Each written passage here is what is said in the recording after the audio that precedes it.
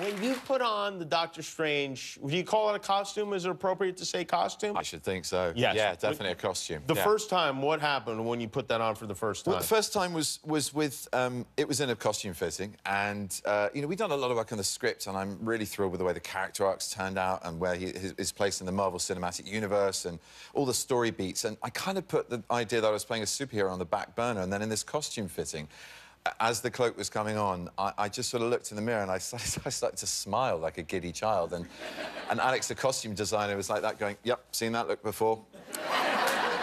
You're having a superhero moment, aren't you? Did Alex? And it's just, it's wonderful. Did Alex design other costumes from the Marvel? Quite a few, yeah. She worked on Thor, and I got to forget all of her other credits now. But yeah, I know she's done quite a few of the films, and that suited me down to the ground in many ways. It meant literally that she was used to every kind of complaint about harnesses ripping, you know, very delicate parts of your body to pieces. Oh, yeah, because you're flying around. A lot of yeah. In that clip, that was the first time I'd seen that as well, which was fun. But so Mads kicking me and me flying backwards, Mads Mikkelsen, who's the guy who's played Cassilius, the bad guy in that moment, and yeah, that was a bit of wild riggery. You know, it ruins it a little when you call the bad guy Matt. Mads. Oh, Mads. I mean, his name is Mad with an S. It's not a bad name for an actor playing a bad guy. Okay, sorry, I misunderstood. Now it's Mads better. Just got Mads. Yeah, it's got a lot better than Mad. Did you ever go anywhere publicly in the costume, in the Doctor Strange? Well, yeah, I did.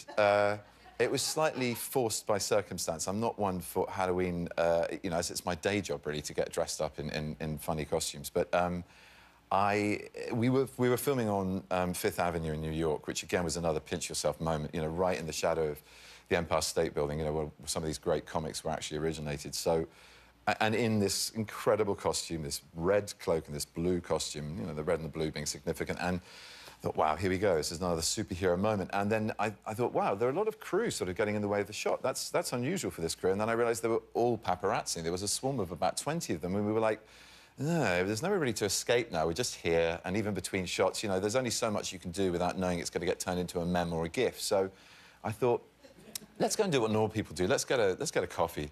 And I was with my wife and a couple of friends who came to visit on set. She went, well, there's a great cafe around the corner. I used to work there. And I went, oh, great, we'll go there. There'll be a family welcome. It'll be, hey, Sophie, it's great to have you back. This is great.